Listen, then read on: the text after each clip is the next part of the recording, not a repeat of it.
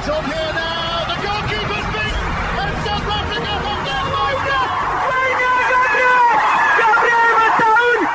Shaker Sport 2010.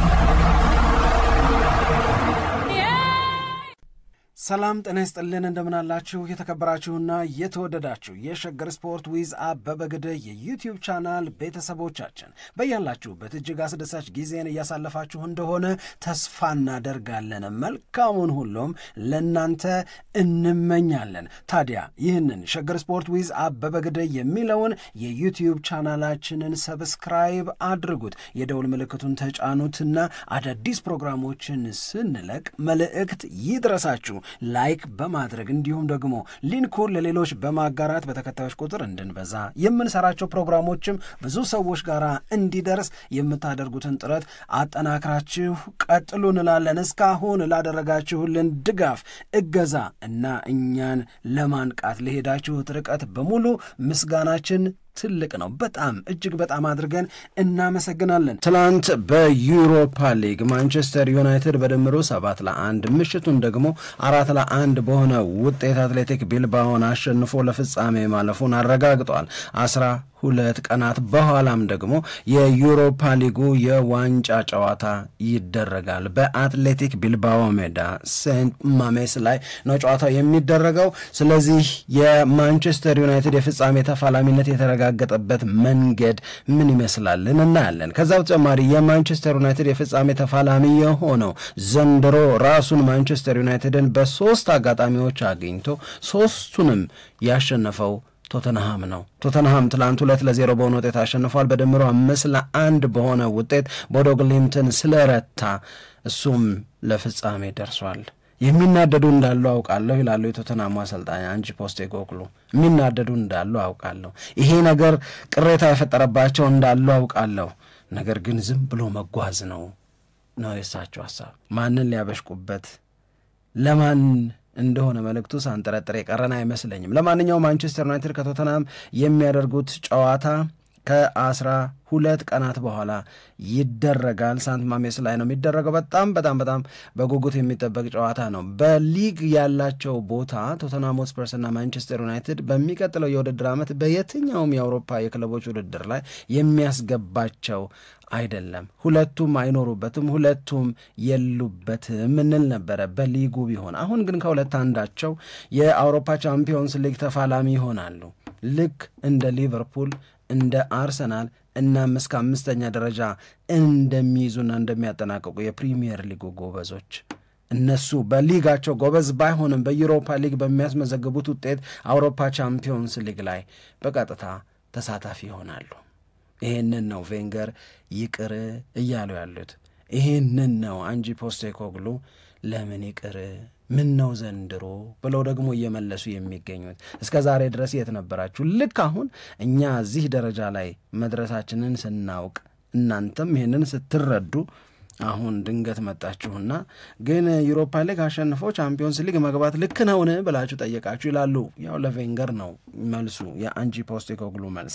ለማንኛውም በማንቸስተር ዩናይትድ እና በቶተንሃም መካከል የሚደረገውን ጨዋታ በተመለከተ በቀሪዎቹ ቀናቶች በጣም የተለያዩ መረጃዎችን እያነሳን ከተለያዩ አቅጣጫዎች መረጃዎችን እየፈተሽን ሀሳቦችን ወደ እናንተ ለማድረስ ጥረት እናደርጋለን። ደግሞም 6 የእንግሊዝ ክለቦችን በሚቀጥለው የውድድር ዓመት በአውሮፓ ቻምፒዮንስ ሊግ ልናይ ነውና ግርታ እንዳይፈጠርባችሁ እንላለን። ማንቸስተር ዩናይትድ ትላንት 4-1 በሆነ ውጤት ያሸነፈበት ማንቸስተር ዩናይትድ በመጀመሪያው 45 ምናልባትም 3 ተጫዋቾች ተቀይረው እስኪገቡ ድረስ የነበረውን መቸገርና ሌሎች ተያያዥ ጉዳዮችን ለማንሳት ጥረት እናደርጋለን። ትላንት የነበረውን ጨዋታ ማለት ነው። እንግዲህ የትላንትናው ጨዋታ ማንቸስተር ዩናይትድን በተመለከተ የተወሰኑ እውነት ለመናገር ብለን የምናነሳቸው ወይም እውነት ለመናገር ብለን ልናነሳቸው የሚገቡ ሐቆች አሉ። እነዚህ ሐቆች መካከል አንደኛው ለምሳሌ የመጀመሪያውን ጨዋታ ማንቸስተር ዩናይትድ 3-0 በሆነ ውጤት አሸንፏል። 3-0 በሆነ ውጤት የመጀመሪያውን ጨዋታ ያውም ከሜዳ ውጪ ያሸነፈ ቡድን በመልሱ ጨዋታ ከዛ በከፋ ውጤት ተሸንፎ ከውድድር ወጥቶ አያውቅም በዩሮፓ ሊግ ታሪክ። ስለዚህ ይሄ ታሪክ ማንቸስተር ዩናይትድን ይገጥመዋል ብሎ የሚገመተም ያሰበም የለም። ትላንትናም በማታው የዩቲዩብ ፕሮግራማችን ላይ ስንነግራችሁ እንደነበረው እንደዚህ ያለው አይነት ሐሳብ ማንቸስተር ዩናይትድ ሊወድቅ ይችላል፣ አትሌቲክ ቢልባኦ ሊያልፍ ይችላል ምናምን የሚል ነገር አልነበረም። እንደዛም ሆኖ ግን እንዲህ ያለው መሽቶችን እንኳን ለምንድን ነው የማንቸስተር ዩናይትድ ደጋፊዎች ከሰቀቀን ውጪ ማሳለፍ ያልቻሉት?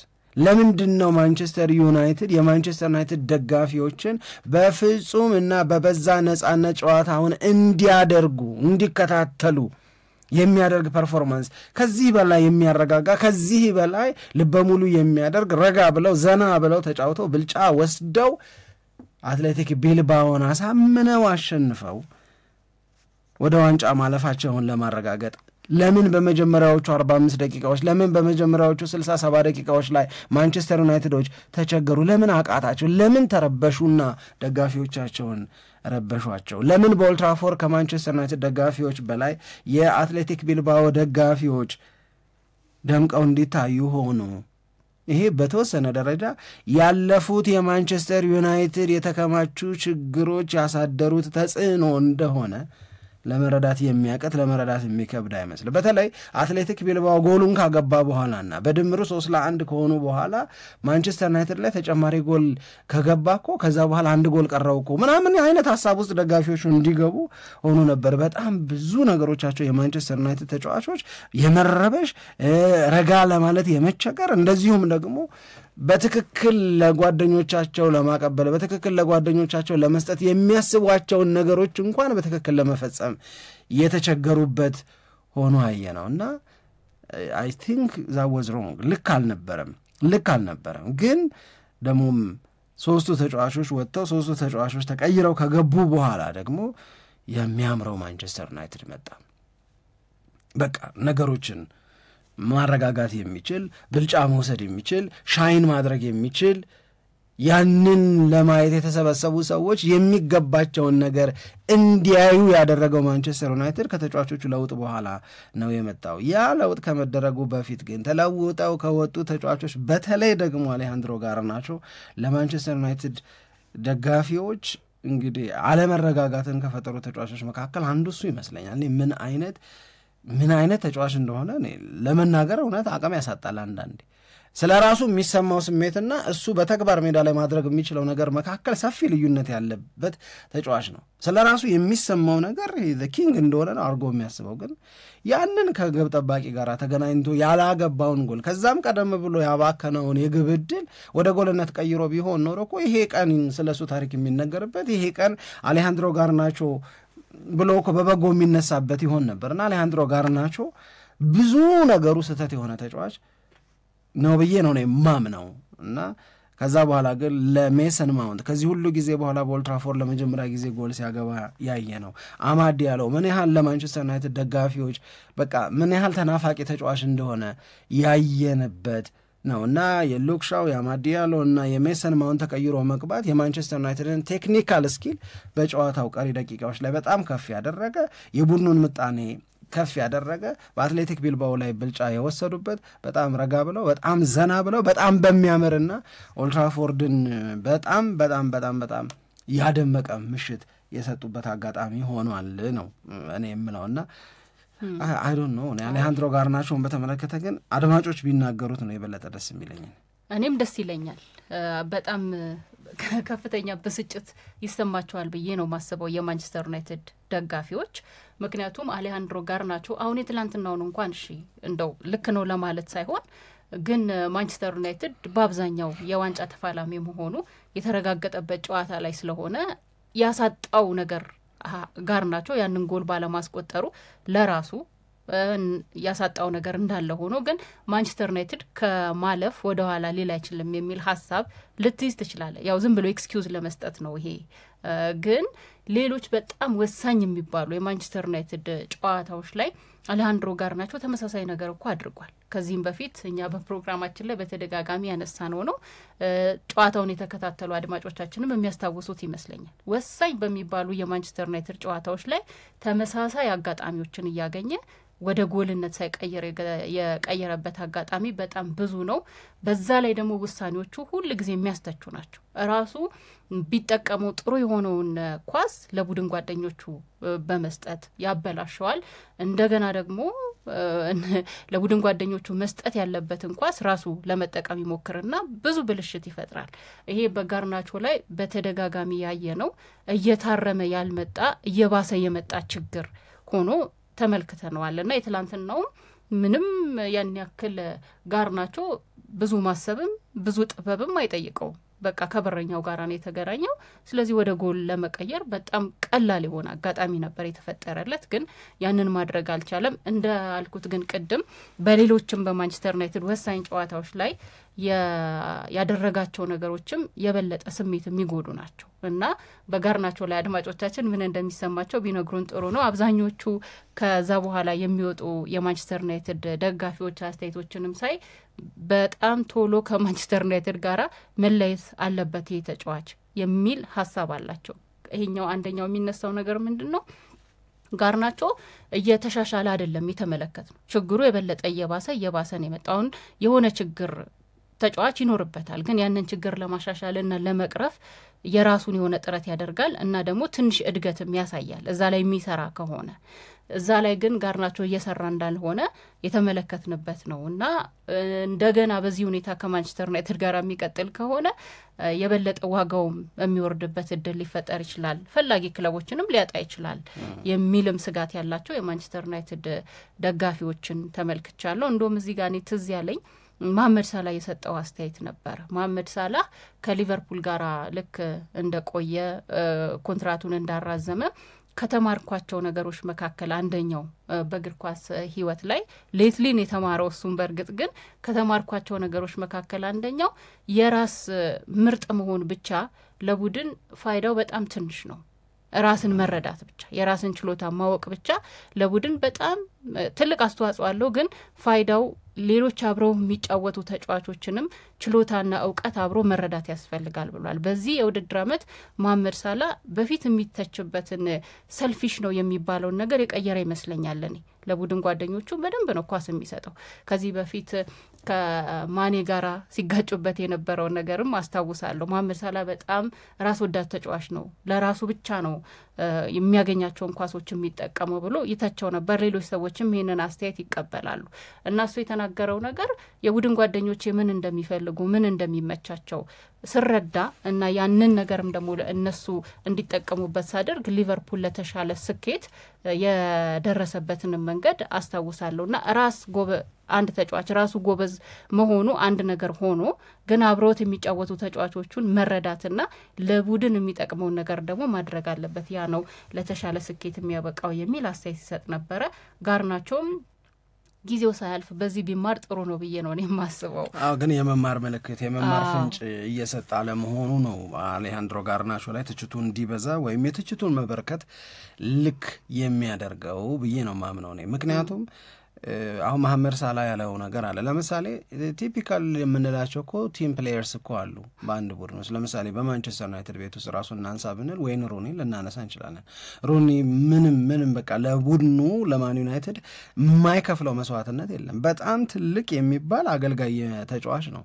እንደ ወይን ሩኒ አይነት ተጫዋች ባይሆን ኖሮ ለምሳሌ ያ ካራክተር ባይኖረው ኖሮ ወይን ሩኒ ሰልፊሽ ቢሆን ስለ ራሱ ሪከርዶች፣ ስለ ራሱ የጎል ቁጥሮች፣ ስለ ራሱ የአሲስት ቁጥሮች፣ ስለ ራሱ ኢንዲቪጁዋል ፕራይዘስ የሚያስብ ቢሆን ኖሮ ወይን ሩኒ የማንቸስተር ዩናይትድ የምንጊዜም ኮከብ ግባግቢ የሚሆንበት የጎል ብዛት አሁን ከሆነው በላይ ሊሆን የሚችልበት እድል በጣም ብዙዋል። እንደ ግለሰብም ደግሞ ሊያሸንፋቸው የሚችሉ ተጨማሪ ክብሮች አሉ። ግን ሁልጊዜም ቢሆን ወይን ሩኒን ስናስታውስ ወደ አእምሯችን ቀድሞ የሚመጣው ነገር ቡድኑን ከልብ የማገልገል ነው። እዚህ ውስጥ ክብር አለ፣ እዚህ ውስጥ ዋጋ አለ። ግን ያኔም ወይን ሩኒ ደግሞ አንሰልፊሽ ሲሆን ወይም ስለ ቡድኑ ብቻ አብዝቶ የሚያስበውን ነገር በተመለከተ ሲመክሩ ሀሳብ ይሰጡት የነበሩ ሰዎች እኮ አሉ። ቢንግ ቲም ፕሌየር ኢዝ ናይስ፣ አሪፍ ነው። ለቡድኑ የሚከፍለው ዋጋ፣ ለቡድኑ ማሸነፍ ቅድሚያ የሚሰጠው ነገር በጣም አሪፍ ነው። ነገር ግን ደግሞ አንዳንዴ ያንን ሲያበዛው በግሉ ሊያደርጋቸው የሚችሏቸው ነገሮች ቡድኑን የበለጠ የሚጠቅሙ መሆኑን እስከ መርሳት መሆን የለበትም ይባል ነበር። ቀንስ ነው አንዳንዴ ሪዝነብል ሁንና ራስህ ማድረግ ያለብህን ነገር ስታደርግ ማንቸስተር ዩናይትድን የበለጠ የምትጠቅም መሆኑን አስታውስ። ስለዚህ በራስህም ጎል ለማስቆጠር ማሰብ አለብህ ተብሎ ተመክሯል። ስለዚህ ሁለቱን ማጣመር በጣም ትክክል ነው። ሁለቱን ማጣመር አሁን የአሌሃንድሮ ጋርናቾ ከራስ ወዳድነት ጋር የሚያያዝ ነው ብዬ አላምንም። እኔ ለራስ ከሚሰማ ስሜት ጋራ ነው የሚያያዘው። ለራሱ የሚሰማው ነገር በጣም ትልቅ ተጫዋች እንደሆነ በጣም ትልቅ ተጫዋች እንደሆነ ሁሉን ነገር ትልቅ ተጫዋች የመሆን ዕድል እንዳለው ይሰማኛል። ነገር ግን አሁን የሚሰማው ስሜት ከጊዜው የቀደመ ስሜት ነው። ያንን ትልቅ የሚባለውን ደረጃ አቺቭ ከማድረጉ በፊት እዛ ደረጃ ከመድረሱ በፊት ያንን ቦታ ደርሶ ከማረጋገጡ በፊት የሚሰማው ስሜት ግን ለእኔ በጣም የበዛ በጣም የተጋነነ እና የሌሎችን ሐሳብ የሌሎችን አስተያየት እስካለመስማት የሚወስድ እየሆነ የመጣ ይመስለኛል። ምክንያቱም ጌም ቱ ጌም የትላንትናው ስህተት ለዛሬ መማሪያና የትላንትናውን ጉድለት ዛሬ ሞልቶ መምጫ ነበር መሆን የነበረበት። ያንን ፍንጭ ያንን ምልክት እያየሁበት አይደለሁም ብዬ ስለማስብ ነው ይሄንን የምናገረው። ስለዚህ አሌሃንድሮ ጋርናቾ ማንቸስተር ዩናይትድን ትላንትና ወይም የማንቸስተር ዩናይትድን የመረበሽ የማንቸስተር ዩናይትድን የሰቀቀን ጊዜ አርዝሞታል። ምክንያቱም በቀላሉ አትሌቲክ ቢልባኦ ከማግባቱ በፊት ማን ዩናይትድ ማግባት ይችል ነበር። በድምሩ 4-0 ከሆነ በኋላ አትሌቲክ ቢልባኦ ተስፋ ይቆርጣል ምናምን ልንል እንችላለን። እነሱም ካገቡ በኋላ ደግሞ የሳተው ኳስ የማንቸስተር ዩናይትድን ተረብሾ የመቆየት ጥንቃቄ ለማብዛት መገደድ እነዚህን ያራዘመበት አሌሃንድሮ ጋርናቾ ነው ብዬ ነው የማምነው። እዚህ ላይ አሞሪም ልትወቅሽ አትችልም። እዚህ ላይ ሌላ ማንንም ልትናገር አትችልም። ምክንያቱም የአሞሪም ሲስተም ከሰራ ሊሰራ የሚችለው አንቺን ከግብ ጠባቂ ጋር እስከ ማገናኘት ድረስ ነው። ከግብ ጠባቂ ጋር ከተገናኘሽ በኋላ የምታደርጊው ነገር በአንቺ ጉብዝና ወይም በአንቺ ደካማ መሆን ላይ የተመሰረተና እዛ ላይ የተንጠለጠለ ነው የሚሆነው። እኔ አሌሃንድሮ ጋርናቾን በዚህ መንገድና በዚህ ምክንያት ነው የምወቅሰው። የማንቸስተር ዩናይትድ ሌሎች ተጫዋቾች መረበሽ በምን ይታያል ካልሽኝ ቶሎ ኳሶች ይበላሹባቸው ነበረ። እንግዲህ 3-0 ካላረጋጋቸው ምንድን ነው ሊያረጋጋቸው የሚችለው? ይሄ ትራውማው ነው። በቃ አይደለም ተከማችቶ የቆየው ነገር የሆነ ስህተት ቢፈጠርስ የሚለው ፍርሃት፣ የሆነ ስህተት የተፈጠረ እንደሆነ እጃችን የገባው ዕድል የተበላሸ እንደሆነ ብሎ የመስጋት ነገር ያለ ይመስላል። ነገር ግን አይ ዶንት ቲንክ አትሌቲክ ቢልባኦ ያን ያህል ለማንቸስተር ዩናይትድ ትሬት ወይም ስጋት ነበረ ብዬ ማለት አልችልም። ያው ማንቸስተር ዩናይትድ አሞሪም የሶስቱን ተጫዋቾች ለውጥ ካከናወነ በኋላ ኦልድ ትራፎርድ የሚያምርበትን ምሽት እንዲያሳልፍ ሰበብ ሆነ። ሜሰን ማውንት በጣም የሚገርም ምሽት አሳልፍ ያለው አለ። በቃ ይሄንን ምሽት ነበረ ስጠብቅ ስጓጓለት አልደርስ ሲለኝ የነበረው ይሄንን ምሽት ነው። እውነት ለመናገር ይላል ለቲኤንቲ ነው የሚናገር የነበረው ሜሰን ማውንት ሲናገር ምንድን ነው የሚለው? ይሄ ምሽት እንዲመጣ እዚህ ምሽት ለመድረስ ያለፋሁት ልፋት የለም፣ ያልፈነቀልኩት ድንጋይ የለም። እያንዳንዷን ልምምድ መስራት በሚችልባት ጊዜ እያንዳንዷን የልምምድ ፕሮግራም ጠንካራ ልምምድ አድርጌ ሰርቻለሁ።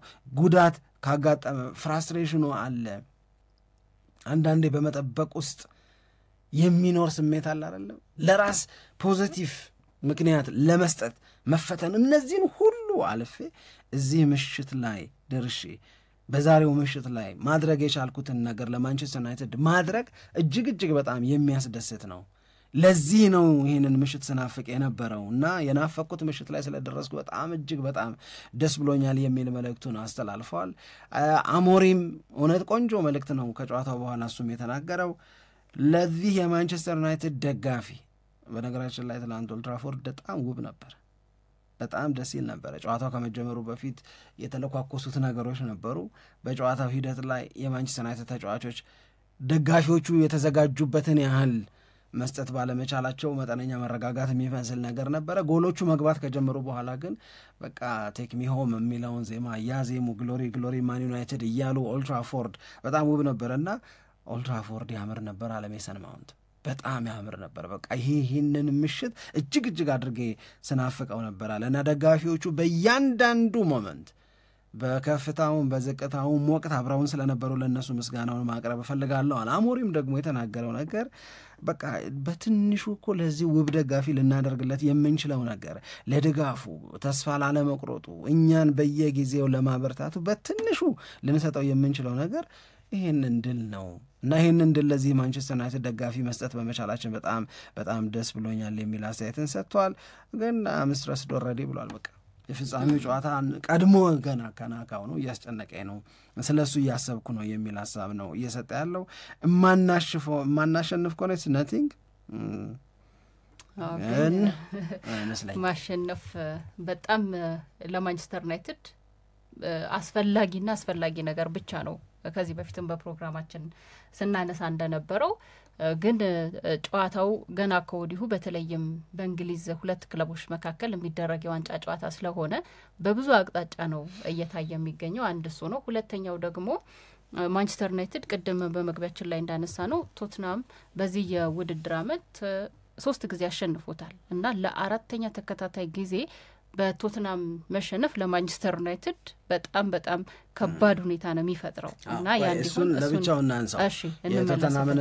የቶተናምንና የማንቸስተር ዩናይትድን የፍጻሜ ጨዋታ ምን ሊሆን ይችላል የቅርብ ጊዜ ጨዋታዎቻቸውን ብለን በሁለት እንግሊዝ ክለቦች መካከል ከመደረጉ አንጻር የተወሰኑ ነጥቦችን ለብቻው ልናነሳ እንችላለን። ግን አሁን ትላንት የዩናይትድና አትሌቲክ ቢልባኦ ጨዋታ ላይ ተጨማሪ ሀሳቦችን ብናነሳ እሺ ተጨማሪ ሀሳቦችን ለማንሳት እኔ በጨዋታው ላይ ማንቸስተር ዩናይትድ 3-0 አሸንፎ የጀመረው ጨዋታ ቢሆንም እንኳን ግን በጣም ትልቅ ትኩረት የሰጠበት ጨዋታ እንደሆነ ነው የተረዳሁት። በተለይም አሰላለፉን የምንመለከት ከሆነ ሁሉም የማንቸስተር ዩናይትድ በቃ በጣም ሁሉ ጊዜ ቤስት 11 የሚባሉ ተጫዋቾች የተሰለፉበት ነው። አንዳንድ ጊዜ ለመልሱ ጨዋታ ማንቸስተር ዩናይትድ ያሸነፈው ጨዋታ ነው ብለን ካሰብን ያን ያክል ትኩረት ላይ ሰጡት ይችላሉ የሚል ሀሳብ ሊያዝ ይችላል። ግን ሩበን አሞሪም በጣም ትልቅ ጥንቃቄ ያደረጉበትና ትኩረት የሰጡት ጨዋታ እንደሆነ መረዳት የቻልንበት ይመስለኛል። በእርግጥ ከዚህም በኋላ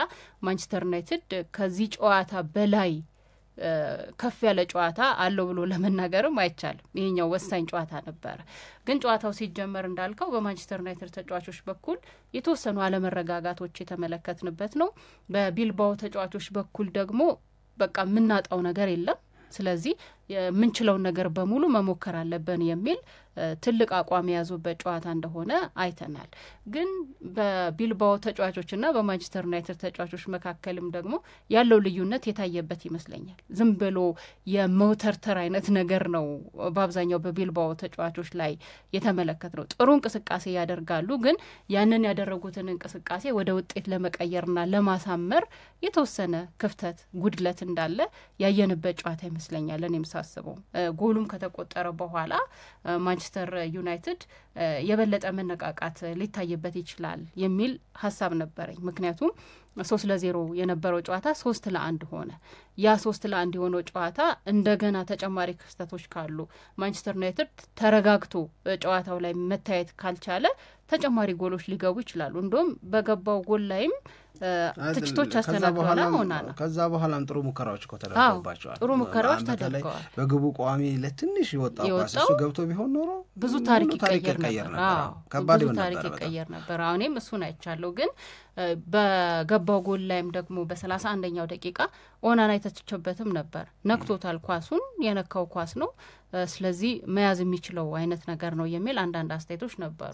የሆነ ሆኖ ግን ሌላ እኔ ከዚህም በፊት ማንቸስተር ዩናይትድ ላይ ያስተዋልኩትና ትላንትና እንደገና ያንን ማስተዋሌን ያጠናከረልኝ ነገር ማንቸስተር ዩናይትድ ጎል ሲገባበት ለዛ ጎል ምላሽ ለመስጠት አይደለም ትልቅ ጥረት የሚያደርገው ያየሁት እኔ ማለት ነው። ራሱ ጎል ሲያገባ ነው የበለጠ መነቃቃት ውስጥ የሚወድቀው ብዙ ጊዜ። እኔ እንደዚህ አይነት ነገር ትላንትናም ተመልክቻለሁ። ከዚህም በፊት አይቼ ነበር። አንድ ጎል ካገባ በኋላ ጥሩነቱ የበለጠ በቃ ሞቲቬሽን ውስጥ የሚገቡት ተጫዋቾቹ ጎል ካስቆጠሩ አሁን ብዙ ጊዜ ስታስበው ጎል ከተቆጠረብህ ለዛ ጎል ምላሽ ለመስጠት ነው ትልቅ መነሳሳት የሚኖረው አይደለ? እንደዛ ነው እግር ኳስ ጨዋታ ላይ ሪያክት ለማድረግ ጥረት ታደርጋል።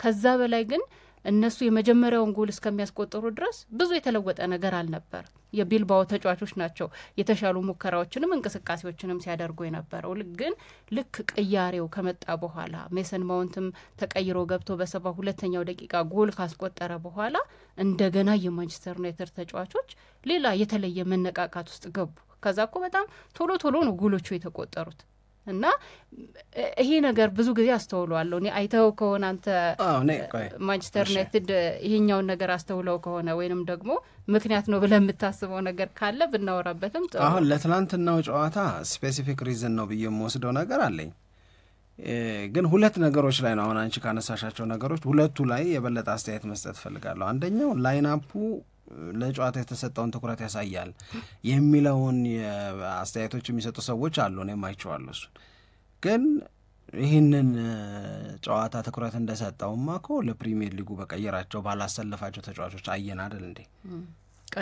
ቀድሞም እኮ ገና ቀኑ ሳይደርስ የሚገቡ ተጫዋቾች ማንነታቸውን ማወቅ ከመጀመራችን በፊት ማንቸስተር ዩናይትድን ያደነቅንበት ለማንቸስተር ዩናይትድ ተገቢውን ክብር የሰጠንበት አንደኛው ምክንያት እኮ 3-0 ያሸነፈ ቡድን አይመስልም 3-0 ያሸነፈ ቡድን ላይ ሊፈጠር የሚችል መዘናጋት ማንቸስተር ዩናይትድ ቤት ውስጥ እያየነው አይደለም የማንቸስተር ዩናይትድ አሰልጣኝ ከፕሪሚየር ሊጉ ጨዋታ ምንም ጉዳይ እንደሌላቸው ይልቁንም ይሄ የዩሮፓ ሊግ የመልስ ጨዋታ ምንም እንኳን 3-0 በሆነ ውጤት ቢያሸንፉት ትልቅ ትኩረት እንደሚፈልግ አምነው እኮ ለአንዳንድ ተጫዋቾቻቸው ረፍት ሰጥተዋል ድካም አለባቸው ድካሙ የመልሱ ጨዋታ ላይ ተጽዕኖ ሊያሳድርባቸው ይችላል አሏቸው ተጫዋቾች እኮ ረፍት ሰጥተዋል ስለዚህ ስትሮንግ ላይንአፕ ይዘው ሊገቡ እንደሚችሉ ኤክስፔክት ማድረግ ከባድ አይመስለኝም አለበለዚያ ለመቼ ነው የሚያሳርፏቸው እነዛን ተጫዋቾች ብለን ልናስብ እንችላለን ሁለተኛው ደግሞ የመጀመሪያውንና ሁለተኛውን ላይንአፕ ያየነው እንደሆነ ማንቸስተር ዩናይትድ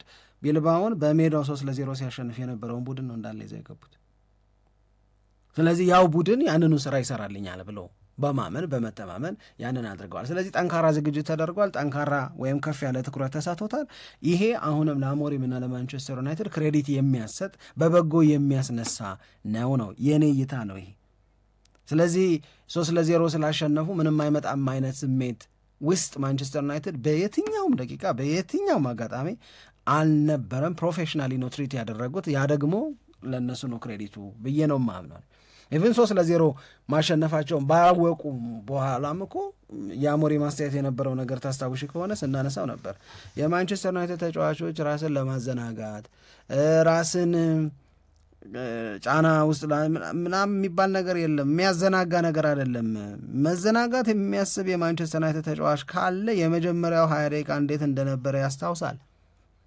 11-11 ሆነን እንዴት እንደነበረ ያስታውሳል በቃ ይሄንን ከመንገር ሌላ አንድ አሰልጣኝ ሊያደርግ የሚችለው ነገር የለም ከዛ ደግሞ ፕራክቲካሊ እሱም ራሱ የመዘናጋት ነገር በፍጹም እንዳልገባው የምታውቂው ማንቸስተር ዩናይትድ የሚያደርገውን የፕሪሚየር ሊግ ጨዋታ ላይ ለብዙ የማንቸስተር ዩናይትድ ተጫዋቾች ረፍት ሰጥቶ በዚህ ጨዋታ ላይ የበለጠ ትኩረት እንዲያደርጉ አድርጓል ስለዚህ ማንቸስተር ዩናይትድ ያደረገው ነገር በጣም ትክክል በጣም ተገቢ መሆኑን ነው እኔ እማምነው በግሌ ማለት ነው ሁለተኛው የማንቸስተር ዩናይትድ ተጫዋቾች አንድ ቲፒካል የማን ዩናይትድ ዘንድሮ ፔኩላሪቲ የሚባል ፔኩላሪቲ ማለት የዩናይትድ ወይም የአንድ ነገር የተለየ ጠባዩ ምንድን ይበልጥ በምን ይገለጣል ካን ኤርሊ ኮንሲድ በማድረግ እኮ ማንቸስተር ዩናይትድን የሚያክል ያለም አይመስለኝም እኔ ይቅርታ አድርጊልኝና ልክ ነው ኤርሊ ኮንሲድ በማድረግ ማንቸስተር ዩናይትድ አንዱ የማንቸስተር ዩናይትድ ችግሩ ቀድሞ ነው ጎል የሚገባበት እያልኩ ይሄ የማንቸስተር ዩናይትድ ባህሪው የማንቸስተር ዩናይትድ ጠባይ ነው ለምንድን ነው ማንቸስተር ዩናይትድ ቀድሞ ከሚገባበት ይልቅ ቀድሞ ለምን አያገባም ቀድሞ ጎል እንዳይቆጠርበትና አሳዳጅ መሆንን ማስቀረት አሞሪም በተደጋጋሚ የሚናገረውም እኮ ነገር እርሊ ጎል የሚገባበትን ነገር ተከትሎ መልስ ለመስጠት መሞከር አይደለም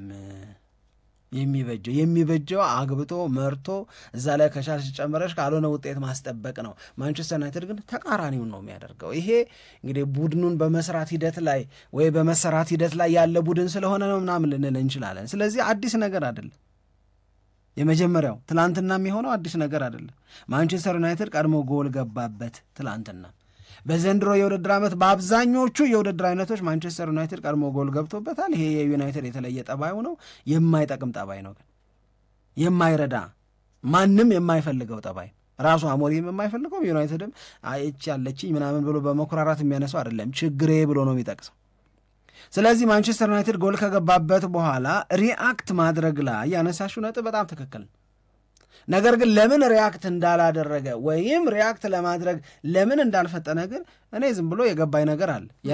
የራሴ ምክንያት ይኸውልሽ 0-0 ሆነው በትናንትናው ጨዋታ በድምሩ ግን ማንቸስተር ዩናይትድ 3-0 በሆነ ውጤት እየመራም ማንቸስተር ዩናይትድ ተጫዋቾች ላይ ነርቨስነስ አየን አልናድ። ይሄንን ውጤት ማስጠበቅ ይሄ ውጤት ከእጃችን እንዳያወጣ ብሎ የመጨነቅ ለዛ ነው በተደጋጋሚ ኢቨን ብዙ ስህተት በመስራት የማናውቀው ብሩኖ ፈርናንዴስ እኮ በጣም ብዙ ሮንግ ፓሶች ነበሩት እኮ። ዶርጉ ስህተት ይሰራ ነበረ። የመጀመሪያው ጎልም ሲገባ ደግሞ ያማልም ስህተት ሰርቷል። ያው ያማል ስል ይገባሻል ማጓየር ማለት ነው።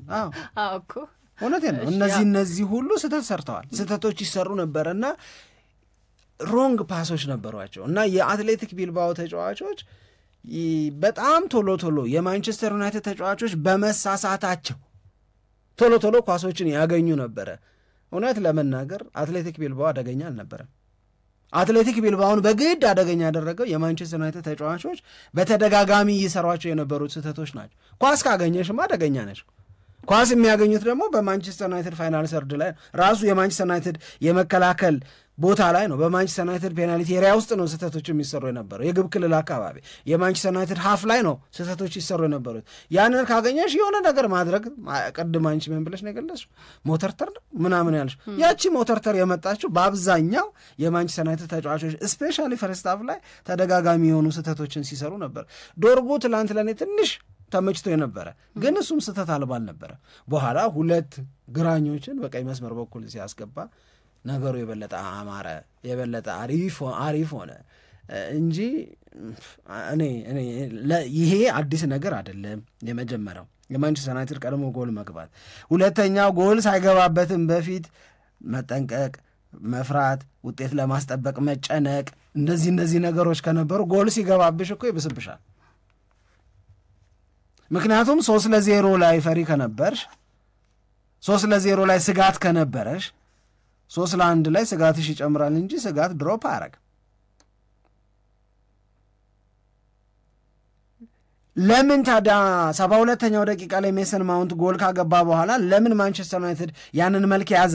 ባይዘዌ እኔ ተጽፎ ሳየው እና በኋላም ደግሞ መልሼ ለማየት ስሞክር ነው እንጂ ያመንኩት 72ኛው ደቂቃ ላይ ነው ማንቸስተር ዩናይትድ የመጀመሪያውን ኦን ታርጌት ራሱ ያደረገው።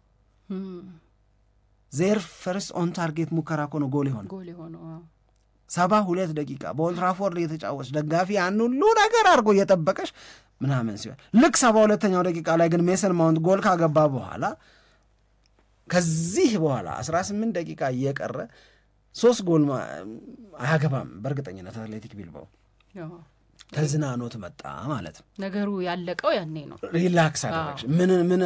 ምን አራገፍሽ? ጥንቃቄሽን፣ ስጋትሽን አራገፍሽ።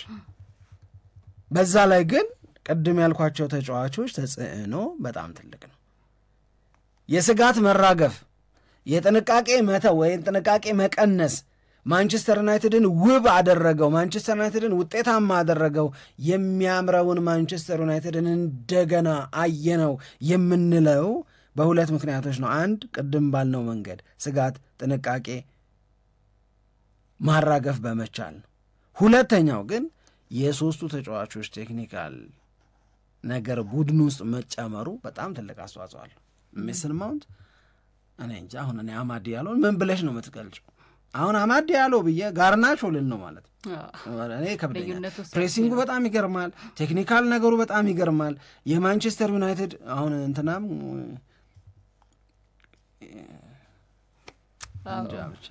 ብቻ ግን ራስመስ ሆይሉን ያገባውን ጎል ፌርሞ ነው የሆነው እኮ። ፌርሞ ታውቂያለሽ?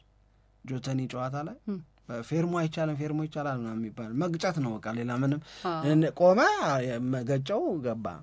ክሬዲቱን የምትሰጠው ፈትፍቶ ነው የሰጠው ምናምን ፈትፍቶ አይደለም ፈትፍቶ እንደገና አላምጦለት ነበር መዋጥ ብቻ ፈትፍቶ እኮ ትንሽም ቢሆን ታኝኪያለሽ እንዴ ምንም የለውም። ፈትፍቶም እንደገና ትንሽ አላምጦም ምናምን ነው የሰጠው። አማድ ያለውን እኔ በጣም ማንቸስተር ዩናይትድ ሚስ አድርጎታል ብዬ ነው የማስበው። እና በጣም ምርጥ ጊዜ ግን ተመልሶለታል። ሶስት ነገር ነው የምነግርሽ። አንድ ሉክሻው በጣም ምርጥ ጊዜ ተመልሷል። መጠነኛ የሆነ ትንሽ ገዘፍ የማለት ነገር አለው። ያንን ሻርፑን ሉክሻውን ዲፌንሲቭሊም ኦፌንሲቭሊም ኮንትሪቢዩት የሚያደርገውን ነገር ድሮፕ አድርጎብኛል ትንሽ። ግን ሉክሻው ባይፋር የተሻለ ነገር ኮንትሪቢዩት ሊያደርግ ይችላል በመጪዎቹ 12 ቀናቶች ውስጥ ደግሞ የበለጠ ራስን ማዘጋጀት የሚቻል ከሆነ። ሁለተኛው ለማንቸስተር ዩናይትድ ትልቁ ነገር የትላንትናውን ጨዋታ 4-1 አሸንፈዋል፣ በድምሩ 7-1 አሸንፈዋል። በዩሮፓ ሊግ ማንቸስተር ዩናይትድ የዘንድሮ የውድድር ዓመት ላይ ያገባቸው ጎሎች 36 ደርሰዋል። ማንቸስተር ዩናይትድ በአንድ የአውሮፓ የውድድር ታሪክ መድረክ ላይ 36 ጎል ላይ ደርሶ አያውቅም። ማክሲመም ደርሶ የሚያውቀው 34 ጎል ላይ ነበረ። ትላንት በሸገር ስፖርት ዊዝ አበበ ግደይ የዩቲዩብ ቻናል ላይ ስንነግራቸው እንደነበረው እንደገና ሜሰን ማውንት ተነቃቅቶ ተመልሷል። የሜሰን ማውንት ተነቃቅቶ መመለስ መሀል ክፍሉ ላይ ክሬቲቪቲን መሀል ክፍሉ ላይ የሚኖረን የኦፌንሲቭ ኳሊቲን ማንቸስተር ዩናይትድ ላይ ይጨምራል። ምክንያቱም ሂዝ ሞር ኦፌንሲቭ በጣም በጣም ጥሩ ነው። እንደገና ደግሞ ለአሰልጣኝ ሩበን አሞሪም ሲስተም ምቹ ነው ተብሎ የሚታመንበት ተጫዋች ነው። በዚህ ወቅት ላይ የእሱን ስሜት ከፍ የሚያደርግ ኮንትሪቢዩሽን ትላንት 2 ጎሎችን አስቆጥሯል። ይህንን ምሽት ነበር ስናፍቅ የነበረው የሚል ፎር ሮንግ ሪዝን ወይም በመጥፎ ነገር አለመነሳት በራሱ እኮ ያግዝሻል እኮ። በመጥፎ ነገር ምንድነው ሜሰን ማውንት ምናምን እያልሽ ከነበረ ሜሰን ማውንት ዛሬ ሁሉም ማለት ይቻለሽ እንግሊዝ ጋዜጦች ላይ ሄድላይን ያለው እሱ ፍሮንት ፔጅ ላይ ያለው እሱ ነው። የእሱ ፎቶግራፍ ሜሰን ማውንትን 2 ጎሎችን አግብተዋል። በኦልድ ትራፎርድ ሲጠበቅ የነበረው ያ 7 ቁጥር ለባሽ በቃ አሁን 7 ቁጥርን በማንቸስተር ዩናይትድ ቤት ውስጥ እንደገና ታላቅ የሚያደርግ ይሆን የሚል የተስፋ ስሜት ጭሯል። ይሄ ቱ ዘ ኔክስት ሌቭል ሜሰን ማውንትን የመውሰድ እድላል አሪፍ ነው ለማንቸስተር ዩናይትድ ልልሽ ነው። አማድ ዲያሎ ከመጎዳቱ በፊት ምን አይነት ተጫዋች እንደነበረ የማንቸስተር ዩናይትድን ጨዋታ ለአማድ ዲያሎ ስንል የምንናፈቅ ሰዎች እኮ ተፈጥረን ነበረ። ማንቸስተር ዩናይትድ ኮሌክቲቭሊ ደካማ በነበረበት ሰዓት ላይ በዛ ውስጥ አማድ ዲያሎ የሚያሳየን የነበሩትን ነገሮች ለማየት በድጋሚ በሱ እንቅስቃሴ፣ በሱ ውጤታማነት፣ በሱ ፕሬሲንግ፣ በሱ ጎል ስኮሪንግ ኤቢሊቲ ምናምን ለመዝናናት በጣም በጣም በጣም በቂ ምክንያት ነበር የማንቸስተር ዩናይትድን ጨዋታ ለመጠበቅ። ይሄ ልጅ እኮ ከተጎዳ በኋላ መጀመሪያ የነበረው መርዶ እኮ ነው ሲዝኑን ሙሉ አይመለስም ነበር። ከዛ በኋላ ግንቦት ላይ ይመለሳል ተባለ። ከዛ ተመለሰ፣ በቀደም ጎል አገባ። ከዛ ተመለሰ፣ ትናንት አሲስት አረገ። እኔ ይኸውልሽ አንዳንድ ተጫዋቾችን አሲስት ባደረጉት ቁጥርና ባገቡት ጎል ቁጥር ብቻ ልግለጻቸው ስትይ ታደበዝዣቸዋለሽ ከማድመቅ ይልቅ። አማድ ዲያሎን የምታደምቂው ትላንትና ያደረገውን ነገር ተቀይሮ ከገባ በኋላ ፕሬሲንጉንም ድሪብሊንጉንም ቴክኒካል ስኪሉንም አሲስቱንም እነዚህንም ነገሮች አብረሽ ስታነሺ እና ሁሉንም ስትገልጪ የምር ይህንን አማድ ዲያሎ ማንቸስተር ዩናይትድ በደንብ ናፍቆት ነበረ ከዋንጫው ጨዋታ በፊት። በጣም በጥሩ ወቅት በጣም እነዚህ ነገሮች ሁለቱም ተጫዋቾች ማለት ሜሰን ማውንት ሉክሻው አማድ በጣም በጥሩ ወቅት ነው። አዎ ልዩነት የመፍጠር አቅም አላቸው። ልክ ነው። እንደውም በሩበን አሞሪም ማጫወት ላይ በጣም ትልቅ ምቾት ያየንበት ይመስለኛል ሜሰን ማውንት ላይ እና በዚህ ወቅት መመለሱ አንድም ማንቸስተር ዩናይትድ የዋንጫ ጨዋታ ከፊቱ እየጠበቀው ሆኖ፣ ሁለትም ደግሞ ለሚቀጥለው የውድድር ዓመት በጣም ሰፋና የተሻለ ጊዜ ዝግጅት ለማድረግ በሚመችበት ወቅት መሆኑ የማንቸስተር ዩናይትድን እንግዲህ ቀጣይ ጊዜ የበለጠ የሚያሳምሩ ተጫዋቾች ናቸው ብለን እንድናስብ የሚያደርገን ይመስለኛል። ለማንኛውም ግን ያው ትላንትና የተመለከተ ማንቸስተር ዩናይትድ እንደዚህ ሰፋ ባለ ሁኔታም ጨዋታዎችን ሲያሸንፍ እኮ ከተመለከትን ቆይተናል አይደል? ግን ከዛ በኋላ አንድ መነሳት የጀመረው ነገር ከዚህ ባለፈው ሳምንት አላይሽም? ባለፈውማ 3-0 ታዲያ አዎ እንደዚህ ተከታታይ ጨዋታዎች ላይ መጣ። አሁን ግን አንድ ታርም ያለው ግን አንድ ከዚህ በኋላ ስለ ማንቸስተር ዩናይትድ ሲገለጽ መባል ያለበት ተብሎ የተጠቀሰው ነገር አንድ ለየት ያለ ነገር ስሜት የሚሰጥ ይመስለኛል። ማንቸስተር ዩናይትድ ደካማ የውድድር ዓመት ነው ያሳለፈው፣ ግን በሀገር ውስጥ ውድድሮች ይሄ አሁን ለማንቸስተር ዩናይትድ ሙሉ በሙሉ የውድድር ዓመቱ በጣም ደካማ ነው ብለን እንዳንናገር የሚያደርገን አንደኛው ነገር ይሄ ነው ብዬ ነው የማስበው። እንዲህ ተብሎ ነው መገለጽ ያለበት አይደል ነው። እኔ ግን ብዬ አልነበረም ከዚህ በፊት? አዎ ብለህ ነበር። ይሄ ውድድር ማንቸስተር ዩናይትድን እና የዩናይትድን ሲዝን ሴቭ ያደርጋል ብዬ ነበር። እና በአጠቃላይ ማንቸስተር ዩናይትድ በዩሮፓ ሊግ በዘንድሮ የውድድር ዓመት 13 ጨዋታዎችን አድርጎ 9 አሸንፎ 4 አቻ ወጥቶ ምንም ሳይሸነፍ ነው እዚህ ደረጃ ላይ እየደረሰ። ዘ ኢንቪንሲብል ማለት ይሄ ነው እኮ በዩሮፓ ሊግ ተጨቃጨቁበት በለው እና በዩሮፓ ሊግ ያስቆጠራቸው ጎሎችን ብዛት በጣም ብዙ ነው። ቅድም እንደተናገር ነው 36 ነው በእነዚህ በ13 ጨዋታዎች ማለት ነው። በፕሪሚየር ሊጉ ደግሞ ስታየው 42 ጎል ነው ያስቆጠረው እና ከፕሪሚየር ሊጉ ጋር የሚነጻጸር ነገር አይደለም። ብቻ ማንቸስተር ዩናይትድ በዘንድሮ የውድድር ዓመት በሀገር ውስጥ ያደረገው ውድድር እና ያየናቸው የጨዋታ እንቅስቃሴዎች ከዩሮፓ ሊጉ ጋራ ስታነጻጽረው በጣም ከፍተኛ ልዩነት አለው። የሁለት ቡድን አይነት ልዩነት ሁሉ ሊኖረው ይችላል። ምናልባት ተመልሰን ስንመጣ ልናወራበት እንችላለን። ወይም አሁንም ካልክ ከዚህ ከዩሮፓ ሊግ እንቅስቃሴው ጋራ በተያያዘ ቬንገር የሰጡት አስተያየት ላይ ምንም ስንመለስ ነው። ግን አንድ ጥያቄ ብንጠይቅና እዛም ላይ አንቺ ሀሳብ ብትሰጭበት ደስ ይለኛል። ለዚህኛው ምዕራፍ ከተወሰነ ጊዜ በፊት የእንግሊዝ ፕሪሚየር ሊግን ዋንጫ የማንሳት ፉክክር በሊቨርፑልና በአርሰናል መካከል ነበረ እና ያን ጊዜ የማንቸስተር ዩናይትድ ደጋፊዎች ይቀርብላቸው የነበረ ግን እነሱ የማይወዱት አንድ ጥያቄ አለ። ማን ይብላው ዋንጫውን የሚል። የትኛው ነው በትንሹ የሚያማችሁ? ሁለቱም ህመም አለው። የአርሰናል ማሸነፍም የሊቨርፑል ማሸነፍም። ባለፈውም ደግሞ ማንቸስተር ሲቲና አርሰናል ሲሆኑ ሲቲ ይሻላችኋል ወይስ አርሰናል ተብሎ ይሄ የሚያም ጥያቄ ይጠየቁ ነበረ። ታስታውሽ ከሆነ which one is less painful ነው። ፔንፉልነቱ አይቀርም ግን ሌስ የሚሆነው የትኛው ነው፣ በትንሹ የሚያመው የትኛው ነው የሚል ነው። አሁን ደግሞ የነሱ ተራ ሆነ። ለአርሰናል ደጋፊዎች ጥያቄ ያቀርባሉ። አይተሽ ከሆነ በተለያየ መንገድ ቶተናም ይብላው ወይስ ማንቸስተር ዩናይትድ? ለአርሰናል ደጋፊዎች በዚህ የውድድር ዓመት እናንተ ሁለተኛ እኛ 15ኛና 16ኛ ሆነን የውድድር ዓመቱ ልንጨርስ ነው፣ ግን እኛ ዋንጫ ልናሸንፍ የፍጻሜ ተፋላሚ ሆነናል ይላሉ። ቶተናም ይብላው ወይስ ማንቸስተር ዩናይትድ? የትኛው ነው ሌስ ፔንፉል የሚሆነው ለአርሰናል ደጋፊዎች? ከሁለቱ አንዱ ሆኖ አይቀርም። ወይ ቶተናም ወይ ደግሞ ማንቸስተር ዩናይትድ ነው ዋንጫው የሚያነሱት። ግን ያው ተለያይቶ የሚታይ ይመስለኛል። ባለፈውም እንደምንለው እዚህ ሀገር ሲሆን ቶተናም ቢበላው የሚሻላቸው ይመስለኛል። 41 ዓመት በኋላ ቶተናም ዋንጫ የሚበላበት ይሆናል ማለት ነው። በኋላ እናነሳዋለን ስላልሽናሽ። ግን በዛ ሀገር ደግሞ በእንግሊዝ ደግሞ ብንመለከተው የቶተናምና የአርሰናል ተቀናቃኝነት በጣም በጣም ትልቅ እና ማንቸስተር ዩናይትድ ደጋግሞ ቢበላው ይመርጣሉ ቶተናም ይሄንን ዋንጫ ከሚያነሳ ብዬ ነው ማስበው። እና የተለያየ ነው። እዚህ ሀገር ለቶተናም ተፎካካሪነት ያን ያክል ስሜትም የሚሰጣቸው ሰዎች የሉም፣ ብዙ አይደሉም እና የተለያየ አሁን ቶተናም ቀድሟቸው የአውሮፓ የክለቦች ውድድር ሊያሸንፍ ነው ማለት ነው። ደግሞ ትርጉሙ እኮ እሱ በጣም ስንመለስ የሆነ ነገር ብንጨምርበት በጣም ደስ ይለኛል። ለማንኛውም ማንቸስተር ዩናይትድ 4-1 በድምሩ ደግሞ 7-1 በሆነ ውጤት ትላንት በኦልድ ትራፎርድ ያሸነፈበት ደምቆ የታየበትን ምሽት በተመለከተ የተወሰኑ ነጥቦችን አንስተናል። የእናንተን ሀሳብ በዚህ ውስጥ ማካተት እንፈልጋለን። እንዴት አገኛችሁት ጨዋታውን? እኛ ስናነሳቸው በነበሩት አስተያየቶች ላይ ደግሞ የእናንተን ሀሳብ ብታክሉበት በጣም ደስ ይለናል። ስንመለስ በሁለት የእንግሊዝ ክለቦች መካከል ለ6ኛ ጊዜ የዋንጫ ጨዋታ ይደረጋል። በአውሮፓ የክለቦች ውድድር መድረክ ቶተናም ማንቸስተር ዩናይትድ ላይ ዘንድሮ የበላይነቱን ወስዷል። ባለፉት 3 ጨዋታዎች 3ቱን የሚያሸነፈው ቶተናም ሆትስፐርስ ነው። አንድ ጊዜ 3-0፣ ሌላ ጊዜ 1-0፣ ሌላ ጊዜ ደግሞ 4-3 በሆነ ውጤት ቶተናም 3ቱንም አሸንፏል። ካለፉት 6 የቶተናምና የማንቸስተር ዩናይትድ ጨዋታዎች ማንቸስተር ዩናይትድ ቶተናምን ማሸነፍ የቻለው አንድ ጊዜ ብቻ ነው።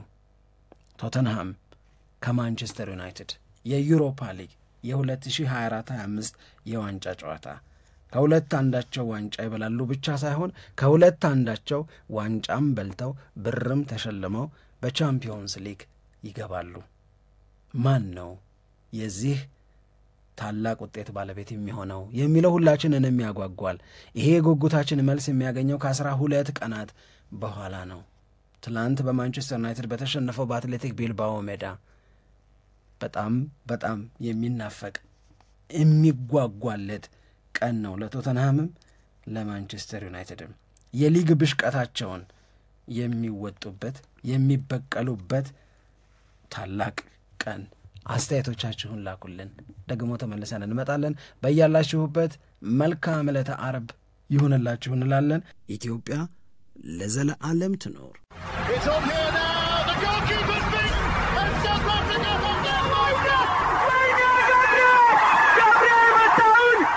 ሸገር ስፖርት 2010